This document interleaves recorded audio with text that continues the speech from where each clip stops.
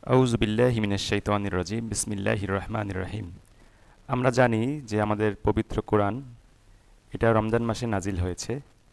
তবে এর পাশাপাশি আমরা আরেকটি বিষয় জানতে পারি, সেটা আমরা যদি প্রেজেন্টেশনের দিকে তাকাই তাহলে দেখতে পাবো যে রমজান মাসে যে শুধু আল কোরআন নাজিল হয়েছে তা নয়। এই সময়ে নাজিল হয়েছে মুসা আলাহিসাল্লামের উপরে অবতীর্ণ কিতাব তাওরাত, দাউদ আলাহিসাল্লাম তার উপর অবতীর্ণ কিতাব জাবুর, ঈসা আলাহিসাল্লাম তার উপর অবতীর্ণ কিতাব ইনজিল এবং সবশেষে মুহাম্মদ সাল্লাল্লাহু আলাইহি সাল্লাম আমাদের নবী তার উপর অবতীর্ণ কিতাব আল কোরআন। অর্থাৎ রমজান মাসেই এই যে চারটি বড় বড় কিতাব এগুলো নাজিল হয়েছে। সুতরাং আমরা বুঝতে পারি যে এই মাসের মর্যাদা কতটুকু আমরা জানতে পারলাম। রমজান মাসেই আল্লাহ তাআলা বড় বড় কিতাবগুলো নাজিল করেছেন।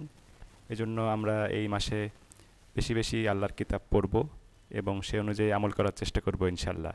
তো আজ এ পর্যন্তই। আসসালামু আলাইকুম ওয়া রাহমাতুল্লাহি ওয়া বারাকাতুহু।